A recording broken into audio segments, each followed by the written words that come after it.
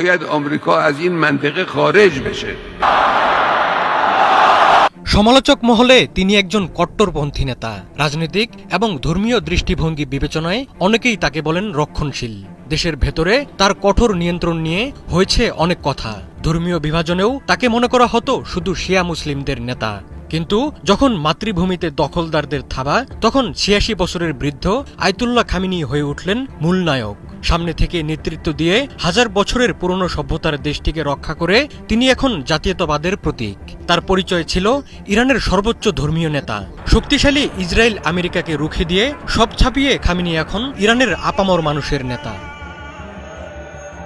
Israel যেসব লক্ষ্য নিয়ে ইরান আক্রমণ করে বসে, তার অন্যতম ছিল খামেনির শাসন ব্যবস্থার পতন ঘটানো। শুরুতেই ইরানের কয়েকজন শীর্ষ কমান্ডার এবং পরমাণু বিজ্ঞানীকে হত্যা করে নেতানিয়াহু বাহিনী। শত্রুদের নিশানায় ছিলেন খামেনিও, কিন্তু এতে মোটেও বিচলিত হননি ইরানের নেতা। বজ্রকণ্ঠে ডাক দেন প্রতিরোধের। তার অনুপ্রেরণাময় বক্তব্যে উজ্জীবিত হয়ে ইরানি বাহিনী পাল্টা আক্রমণে ঝাঁপিয়ে পড়ে। পতন তো দূরে থাক, ইরানের মাটিতে আরও মজবুত ভিত্তি পেয়েছে আয়াতুল্লাহ খামেনির শাসন। ১৯৭৯ সালে ইরানের ইসলামী বিপ্লবের অন্যতম নেতা ছিলেন আয়াতুল্লাহ খামেনি। ১৯৮৯ সালে আয়াতুল্লাহ রুহুল্লাহ খোমেনির মৃত্যুর পর ইরানের সর্বোচ্চ পদে বসেন খামেনি। ৩৫ বছরের শাসনে দেশের ভেতরে ও বাইরে নানা সংকটের মধ্যে দিয়ে গেছে খামেনির শাসন। আন্তর্জাতিক নিষেধাজ্ঞা, শত্রু দেশের চাপ যেমন ছিল, তেমনি দেশের ভেতরেও ছিল দমন নীতির বিরুদ্ধে প্রতিবাদ, বিক্ষোভ। সব সংকটই সফলভাবে উতরে গেছেন খামেনি। ইরানের জাতীয় সার্বভৌমত্ব এবং স্বাধীনতা রক্ষা করাই খামেনির মূলনীতি।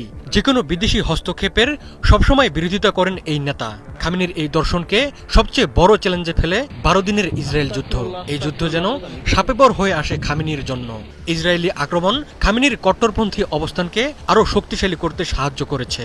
দখলদারদের আগ্রাসনের জবাবে খামেনি যেভাবে প্রতিক্রিয়া দেখান, তাতে সমর্থন দেন দেশের আপামর মানুষ। এমনকি যারা খামেনির কঠোর শাসনের বিপক্ষে ছিলেন, তারাও ইসরায়েলের বিরুদ্ধে প্রতিরোধ চান। মৃত্যু ভয় উপেক্ষা করে খামেনি সেই লড়াইয়ে সামনে থেকে নেতৃত্ব দেন। ইরানের অনেক মানুষ মনে করেন আমেরিকা তাদের সঙ্গে প্রতারণা করেছে। পরমাণু কর্মসূচি নিয়ে আলোচনার মধ্যেই ইসরায়েলের আক্রমণ স্বাভাবিকভাবে নেয়নি ইরানিরা। আমেরিকার ঘনিষ্ঠ মিত্র ইসরায়েলকে চাপ না দিয়ে বরং সরাসরি যুদ্ধে নেমে পড়ায় ক্ষুব্ধ হন ইরানিরা। এমন বাস্তবতায় যুদ্ধকেই সঠিক জবাব মনে করেন ইরানের মানুষ।